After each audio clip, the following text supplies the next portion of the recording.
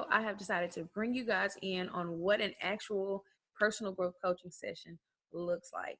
So, after an initial consultation with a client, I develop what is called a plan of action, which is simply an outline of how I'm going to get the client from where she is now to where she wants to be as far as personal growth is concerned. From that plan of action, I develop sessions, and when we meet via Zoom, I'll have the presentation. Me and the client, you watching the video, will just simply go through, answer these questions, and kind of dive a little bit deeper in order to get a better understanding of the growth that we're trying to achieve. So, with that being said, let's just jump right into this training session. All right, ladies. So, this session is called Starting with the End in Mind. And in this session, we discuss personal mission statement, potential obstacles, and solutions. So imagine yourself being my client, and we'll start with this. I'll tell you what it's about, and then we'll go right into the session. So why is the end so important? I think it's important because it provides a destination. It is pointless to do work and you do not know where you're trying to go. You don't have a destination in mind, you're just going after it. So by starting with the end in mind, it gives you a destination and helps you figure out where you want to go. So I really take hold of writing the vision and making it plain, right? So that we know exactly what we want. It allows you to be intentional about where you invest your time and your energy. If you are really focused on growing personally, developing your mind, you're going to make sure that you invest your time in reading books and specific books about where it is you're trying to go and not just random things that don't benefit you in your growth.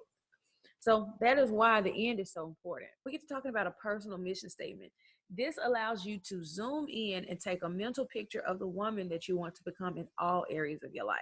So these are sometimes awkward questions because it's stuff that you may not have thought about. So it's a moment for us to grow together, for me to learn about you and to kind of pull those things out that you haven't thought about.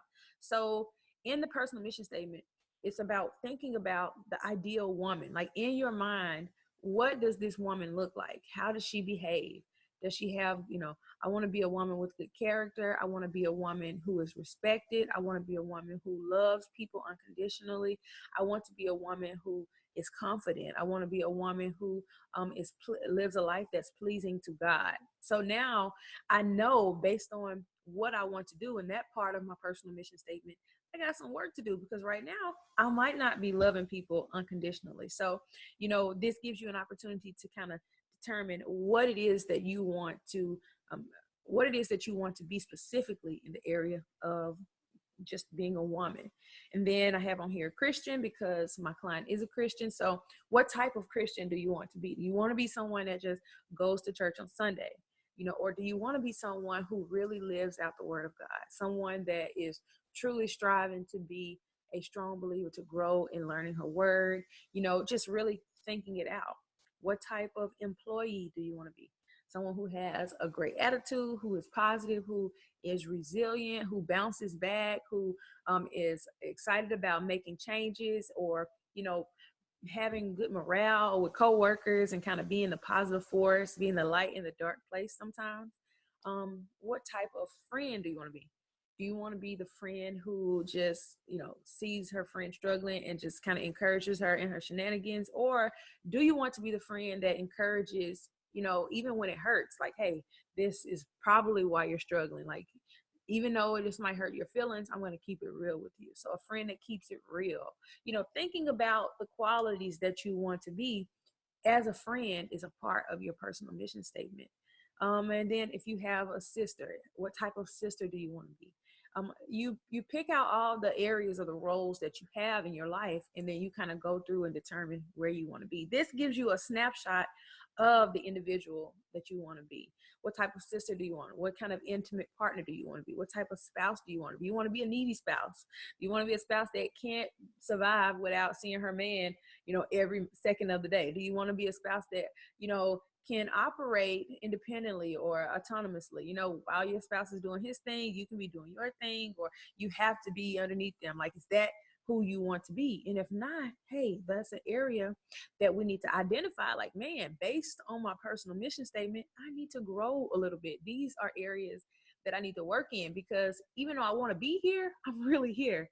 So writing out your personal mission statement allows you to capture the vision of who you want to be. Because before I really thought about my personal mission statement, You know, it's just kind of like I'm winging it. Whatever happens that day, or however I grow, or whatever I become, it's just happening. No, this allows you to really determine who you want to be and what you want to be well ahead of time. So, potential obstacles that we may face in trying to grow in these areas and trying to become that person that we have described in our personal mission statement.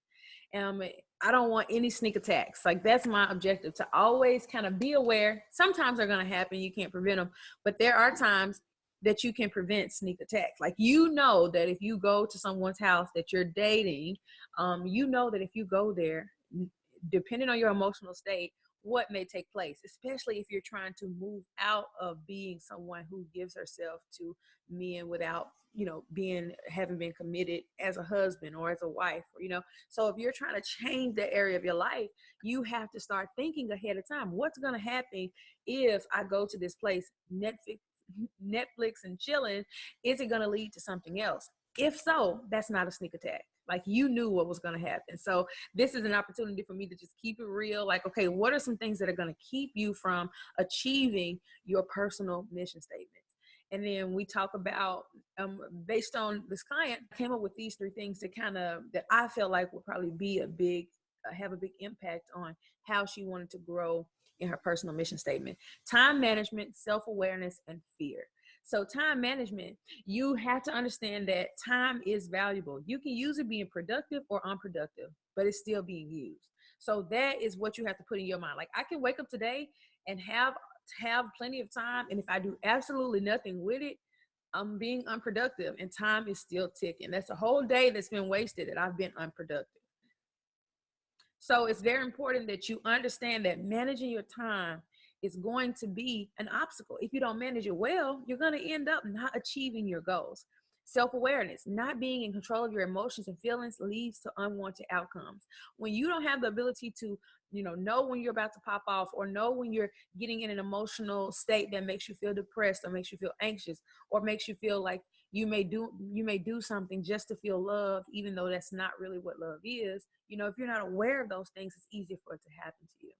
And then fear stops any movement. So that's an obstacle. If you're always afraid of things not working out, you always have the worst possible solution or the worst possible outcome, then you're going to be stopped by fear. So, and we kind of just talk on those things and really discuss like what may come up.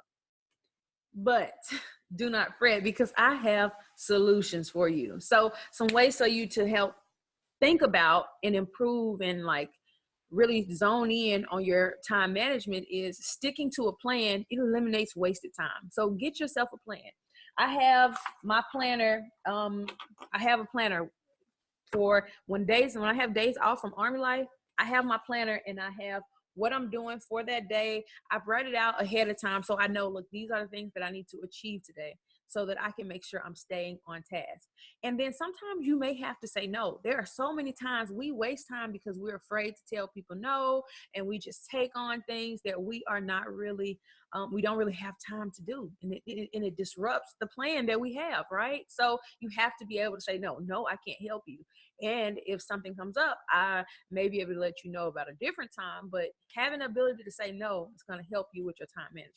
And then what is your routine? Do you have a routine? Like, I have my routine set in place, and I'm not just being reactive. Oh, well, I feel like working out this morning. Oh, I feel like doing this morning. There are days that you're going to have, but that's not a habit, right? So that's just sometimes every now and then you have a moment. But I have a routine, and I'm not just going to be reactive and based off my feelings, because if that's the case, your girl will never get out of the bed. That's just point blank, period. So time management, thinking about those things. Next, fear. What are your fears? What is so bad about the unknown happen? What's the worst that could happen in the situation that you are fearing so much? And how can you overcome it? Then go for it. So we talk about those things and talk about, me and you would have an opportunity to really just discuss and zone in on those things. Self-awareness. How do you talk to yourself when you feel emotional? Do you get in the mirror and look at yourself cry and just let it all out and feel more pity for yourself? Or, do you recognize when you're being, when you're overreacting and getting emotional for something that probably won't matter in 5, in 5 minutes or 5 hours, you know? So being aware of how you're feeling. Man, I'm feeling real frustrated right now. I'm feeling real angry right now. So I may need to bring it back. And then do you realize when emotional hijacking is happening, right? So you're in front of a crowd, you're getting ready to speak, and all of a sudden emotions just start to come and you start to feed on them. You know, are you aware that this is happening and you're able to bring yourself back? Are you aware when you start to feel all these overwhelming feelings and then all of a sudden you're able to just bring it back and kind of calm down and relax and get your composure and keep yourself together without popping off or flashing out or getting emotional, just crying and letting it continue to go. And then self-management. Once you're aware of what you're doing, self-management comes into play when you can actually pull those thoughts down, when you can stop yourself and say, hey, mind, I'm okay. Yeah, that hurt my feelings, but I'm okay. I'm not going to cry. Yeah, that happened in my past, but I'm not going to allow that to make me feel emotional and depressed today. It happened.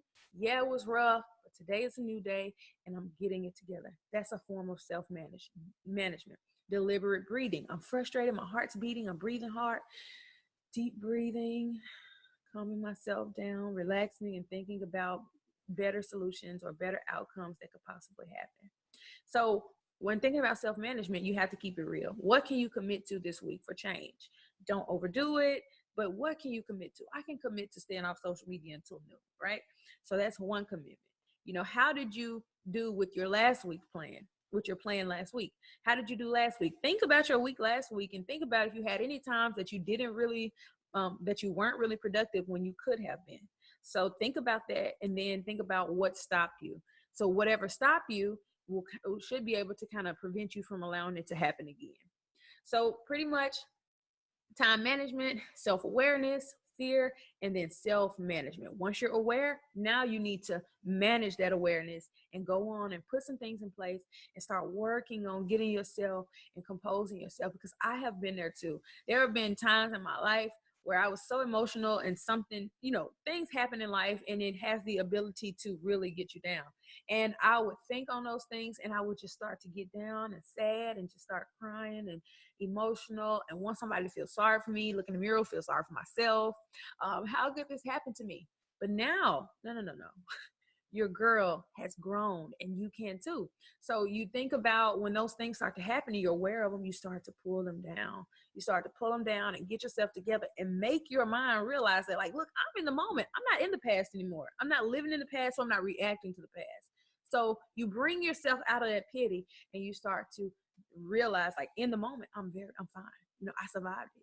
That's the ability of being able to self-manage. So at this point, the meeting is over. We've discussed. It would go a lot slower because I'd be listening to you, figuring it out, trying to really get to the root of some things for you so you can start to think about these things as you go forward in your next week. I really hope that you guys enjoyed this presentation. I hope that, you know, a coaching session is something that you're not afraid to try. If you are interested, you can go to my website, check out more information, or you can hit me up on here, schedule an appointment for a consultation, and we can get your plan of action started so you can start to grow personally too. Thank you, ladies, and I hope you all have a blessed day.